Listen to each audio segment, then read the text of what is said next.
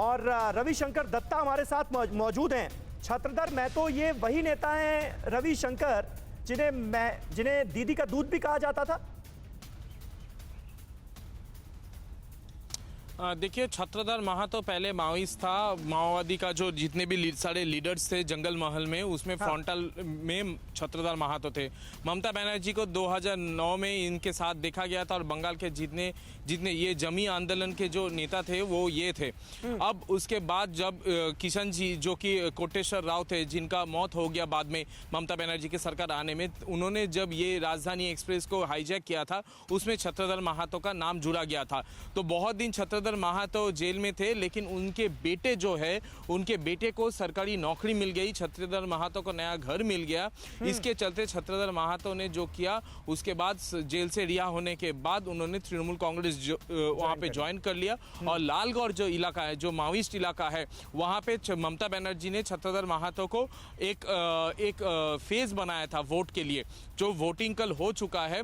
इसके बाद छत्रधर महातो की जो थे वो हाईकोर्ट गए थे ये ऑर्डर लाने के लिए कि उसको पूछताछ किया जाए, लेकिन 1 महीने तक उनको अरेस्ट नहीं किया जा सकता। अब 1 महीना बाद जैसे ही खत्म हुआ, एनआईए ने उनको डिटेन किया है, कल रात को घर से डिटेन किया है, पूछताछ करेंगे। लेकिन ये जंगल महल के जो वोट है अभी भी जो बाकी है, उनके लिए ममता बनर्जी के लिए बड़ा झटका है। और क्योंकि ये ऐसा एक लीडर है जो कि पहाड़ में बिमल गुरुंग जैसा है, उनके नाम पे वोट होता है, यहाँ पे भी छत्रधर महातो के नाम पे वोट होता है। और ये जरूर कहा जाएगा राजनीतिक स्ट्रेटेजी तो है ही, उसके साथ जो केस उनके ऊपर दर्ज है उनको लेकर भी ये बड़ी मूव है।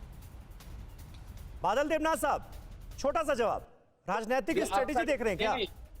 आपका रिपोर्टर ने सही कहा, लेकिन बीच में एक शब्द इधर उधर हो गया। छत्रधर महातो का एक कमेटी था, जनसाधारण कमेटी, और उसी जनसाधारण कमेटी लेके आंदोलन करते थे। और छत्रधर महातो माओवादी के कोई किसान जी हो, जो भी हो, 2-4 लोगों से रिलेशन रह सकता है, लेकिन वो माओवादी संगठन नहीं करते थे। 2002 में भुवनेश्वर राजधानी एक्सप्रेस को हाईजैक करने का आरोप भी तो लगा, वो खा गए आप। नहीं, ऐसा कोई बात नहीं। वो माओवादी नहीं थे, वो नहीं मानते थे। माओवादी का रिलेशन हो सकता है, रिलेशन रह सकता है, लेकिन उनका अलग से एक कमेटी था, जनसाधारण कमेटी, और उसको लेके कोई संदेश है और उनको पकड़ लिया। लेकिन मैं फिर से बताऊंगा, चुनाव के पहले छत्रधर को जो अरेस्ट किया, ये भी भाजपा का साजिश है।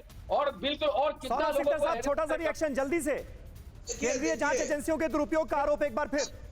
का स्पोक्स पर्सन नेशनल चैनल में बैठ के बोल रहे हैं छत्रधर के साथ माओवादी का कनेक्शन हो सकता है। उसके बाद भी तृणमूल के लिए वो प्रचार कर रहा है। यही तो जवाब है, इससे ज्यादा और क्या एक्सप्लेनेशन चाहिए? यही जवाब है, यही जवाब है। देवनाथ साहब, सुन लिया ना आपने? वक्त एक छोटे से ब्रेक का हो गया, इसलिए मुझे इस चर्चा को यहीं पर खत्म करना होगा। आप सभी का बहुत बहुत शुक्रिया। परवाह देश की, सोमवार से शुक्रवार रात 10 बजे TV9 भारतवर्ष पर।